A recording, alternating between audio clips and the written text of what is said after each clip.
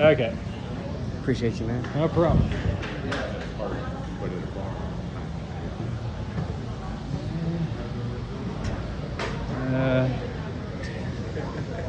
Guess what I did?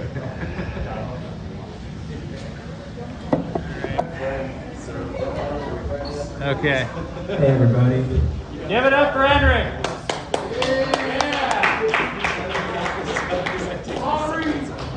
How you doing, guys? I'm going to do something a little bit different right now. I'm going to give you guys a little bit of stand-up. Oh, nice. Yeah. Don't clap till I'm funny, but yeah. Yeah, let's get another round of applause for Scott there. He was good, man. Yeah, it takes a lot of courage to practice guitar and then show in front of everybody. That takes a lot of work. Yeah, so I hope everyone had a good day. I had a nice day today. Yeah, I just came straight from work. I did not have a nice day yesterday, though. You know how it's often like one day, you know, like a terrible day, and then you kind of bounce back, you know? That's kind of a good feeling, like, unless you're in one of those downward spirals, and you can usually bounce back pretty nicely. That's a good thing about the human conditions, is the comeback, you know? So, yeah, I came here straight from work. I've never been here before. I like this place. There's some nice Pokemon cards in the front. I met a nice guy at the bar over there. Shout out to that guy. So, yeah, I got here on I don't have a car. I moved to Indy without a car. Probably not the best idea. I get around on my bike. Turns out the front wheel of my bike just decided to snap off the other day, so a little bit stranded there. But luckily, I had a second bike. The second bike, it's a special type of bike. It's the type of bike that girls do not think is cool, but middle-aged white dads think is really cool. Yeah, it's a motorized bike. So it's a little bike, and it zips around. I just threw a motor on there, and people seem to take a liking to it. A very certain type of person. White guys in their 40s. Yeah. So I'll be riding around. It's a pretty fast bike, you know. And I'll get people sort of looking through their car window like they're looking at like a cute girl or something. I don't know. But they're very, very intrigued about it. They'll ask me questions. They honestly won't shut up about it. But then there'll be like the 40-year-old ladies in the cars, and they'll be like flipping me off or something. I mean, not every vehicle. I mean, I do admit I'll park in the lane and kind of take up space. People don't like that, but yeah, I'm in my work clothes, so I didn't get a chance to change, and I'm not sure if you noticed, but like my legs and my feet are covered in dirt and motor oil. And I work in an office. I don't even work in a construction site. So you might be asking yourself, why am I covered in dirt right now? Well, the answer is the motorized bike is a little bit of a death trap. That is the answer. I was biking to lunch today, and I ran over a gravel pit, and I just turned left, and did everything normally, and then my bike went. Damn! I'm on my knees. Bam! And yeah, my hand's covered in a big old Band-Aid. I was sitting in the kitchen at work, just like bandaging myself up. It's a bit of a death trap, and everyone's like, "You should buy a motorcycle." And I'm like, "Yeah, you should buy me a motorcycle. Yeah, I would love you to buy me a motorcycle. I'm broke, man." So, yeah, I'm just gonna tell you guys one story tonight, if that's all right. Yeah. So I moved here about 3 weeks ago. I'm 21 years old. I got my first job. Well, for my first real job. I worked at White Castle, sure, but you shout it out in Spanish. It's not really a job. But yeah, I don't know what it is about White Castle. It's freaking delicious, man. It's like before they cook it, it's like a frozen square. It looks disgusting, but then you eat it, and you're like, man, I gotta come back here again. Craveability. Yeah. Well, after the 30-minute trip later. Yeah. Yeah. It's the after-work snack, After you eat the 30-minute delay, and then you go in there. Oh yeah. Yeah, they're greasy sandwiches, they're lubricated, they go right through your system. I mean, that's what grease is made for, So I got a new apartment, pretty nice. I live in the Fashion Mall. Anyone go there? Yeah. Yeah. I live right smack in the middle of the Fashion Mall, but I can't afford any of the stores in there, so. It's a good place, yeah, you know. So I get home from work every day on my motorized bike. So one of the other nights, I was coming home, late day of work, it's like 6 p.m. I came all the way home. I was up in Carmel, and then I biked all the way back to the Fashion Mall. And I pull up in this motorized bike, and it's pretty loud. It catches attention. It's like, it sounds like a motor.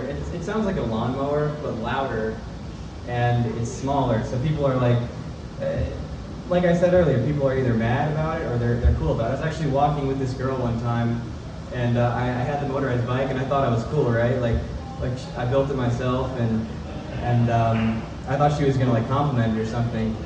But here are the words she said. She said, "Does it always smell this strong?" And I'm like, come on. Like, come on, I put labor into this thing.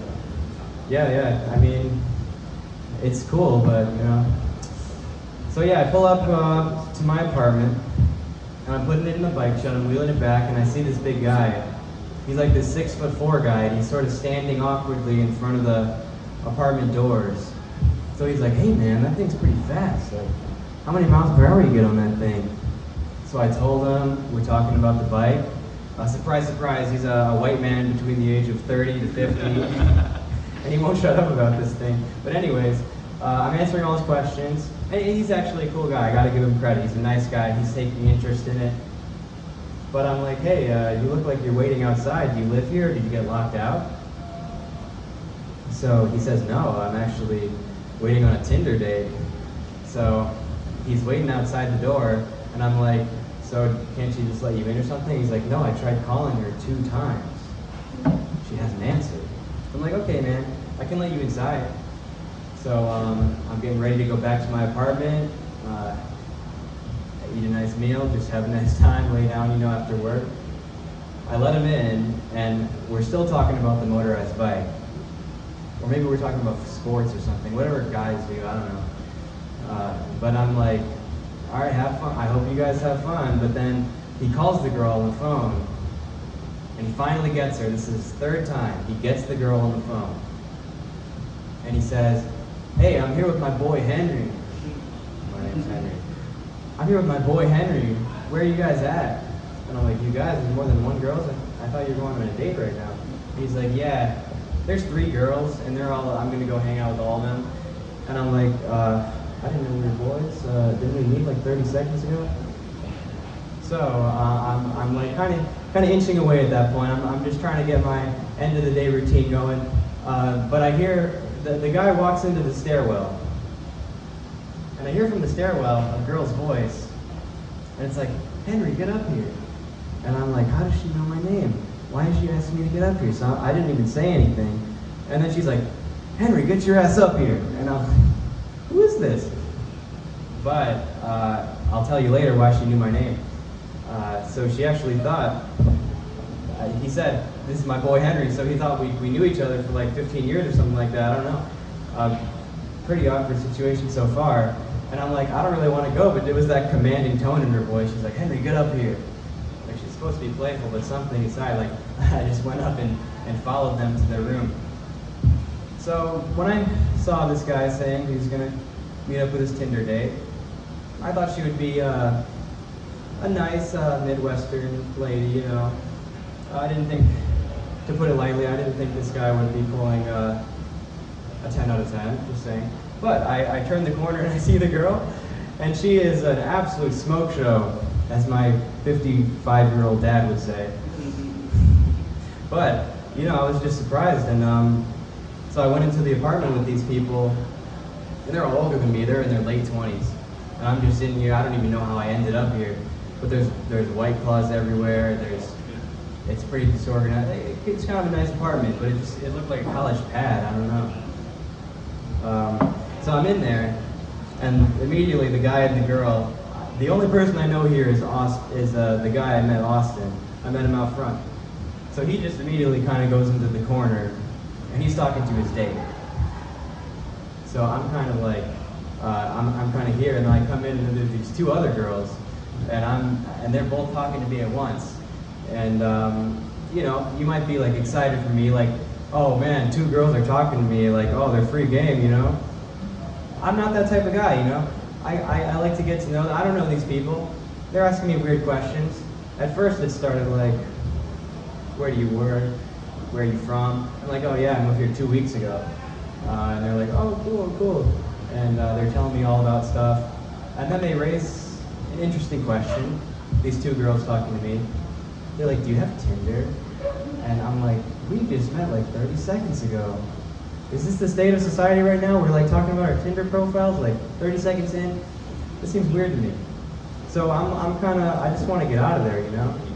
It's just a stranger's apartment. It's kind of fun.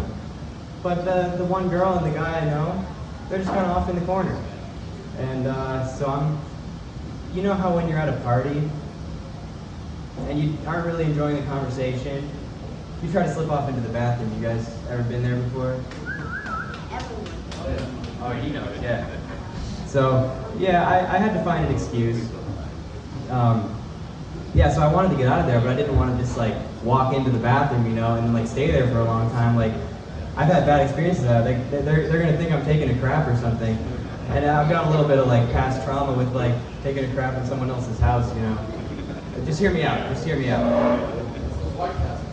Yeah. One day I had too much White Castle. I had way too much White Castle one day, and I went to my friend's house. It's a little side tangent, it won't take long. And my friend's house is one that he didn't really let us go in. He was really protective about his house for some reason. He like never let us meet his mom. I was like, hey Riley, I've never met your mom before. Like, is she home? I'd like to meet her. And she's like, oh, I'm not letting you guys meet my mom. What does that mean, man? Yeah, that guy's always been pretty secretive. But the point is, he never really let us go into his house. So we go into the house, and I, like I said, I've been eating way too much White Castle that day. So to put it lightly, I needed to drop the kids off at the pool. So I went in and I made my greetings. I said hi to the family.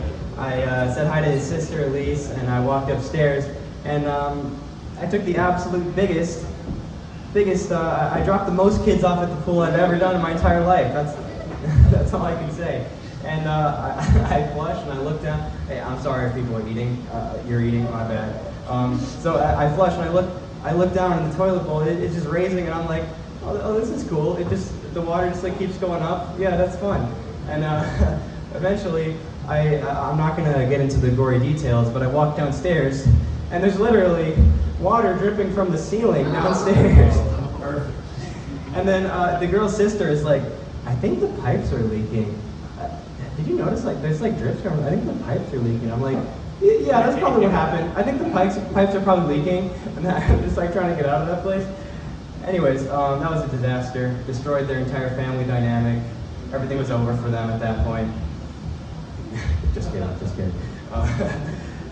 Anyway, back to the story. So I get in there. I'm in this conversation I'm not really enjoying. So I'm like, can I have your nail clippers? I have a chipped nail. Let me clip my nails. Pretty good excuse, right? I'm gonna go cut my nails. But the girl's like, what? Huh? And I'm like, I gotta cut my nails. It's just getting more awkward by the second, you know? She's like, when people are asking what, you're like, do they think that's weird? Like, So anyways, she does go get me the nail clippers. I walk into the bathroom, and I'm clipping my nails. And simultaneously, I'm kind of planning on how I'm gonna get out of here, right? Because these 2 people are just off like flirting and cuddling in the corner of the room, and then these 2 girls are just like berating me with questions. And I'm not the most extroverted person in the whole world, so I don't love when that's happening, especially these 2 girls that I don't know. So I'm in the bathroom, clip. I'm just having a good old time clipping my nails, getting everything perfect, you know. And then I hear the conversation change in tone. So at first it was kind of like, fuck it, let's go to the bar. It was like, there's that kind of conversation, right? The tone shifts. It's like, and that's not a good sign, you know. So I started listening in, like, is there tea being spilled right now? Is there gossip? Is there drama? So I hear the guy's date, Lindsay, saying, so Austin, how long have you known him? And then Austin says, oh, I just met him like 5 minutes ago outside the apartment. And then one of the other girls says, "Oh, Lindsay, I thought you knew him." And then the third girl says, "So who is this guy that's in my apartment right now?" And then I'm like, "What's going on? What did I do wrong?" Like first I'm like getting invited up by this like super hot girl into her apartment, and second I'm being like conspired against. Like, what did I do? I don't even want to be here right now. So I'm like in the bathroom and I'm like cutting my nails. And I'm like, time to put an end to this. I didn't even finish cutting my nails. Like this middle nail right here, it's not even clipped. I don't know if you can see this, but I don't have a nail clipper in my apartment. I didn't even get to finish in time. Like, that's how awkward the situation was. Like, look at this thing. So I get out of the apartment. I gotta confront them. You know, I said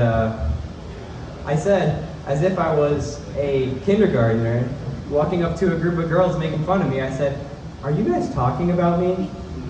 And then all three of them are like, they look like, and obviously they're like racking their brains to make a story, and they're like scared of me at this point. I'm just a guy. I'm a 21-year-old guy who just moved in. I'm not that threatening. And then they're like, "Oh, don't worry about it. Oh, we were just like joking around." I'm like, "Yeah, I just met him like 5 minutes ago." So they're like, "Let's go to the bar. Let's go to the bar." And I'm like, "All right, you guys have fun." I finally thought I was off scot-free. I said, "You guys have fun at the bar there." And then they say, "No, stop it. You're coming." And here we go again. I won't get into that story, and I'm going to end it right there. So thank you guys for listening.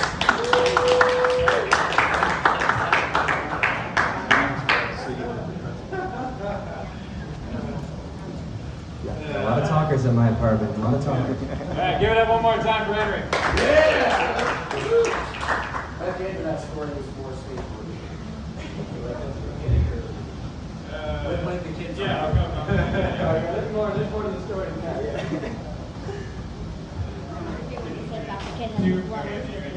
What'd you say? I went to the pool today on You got dropped off at the pool? my dad. Nice, nice. Your phone's there. I tried to put it at an angle that was going to get everything. Oh, perfect, thanks. Oh, I went over 15 minutes.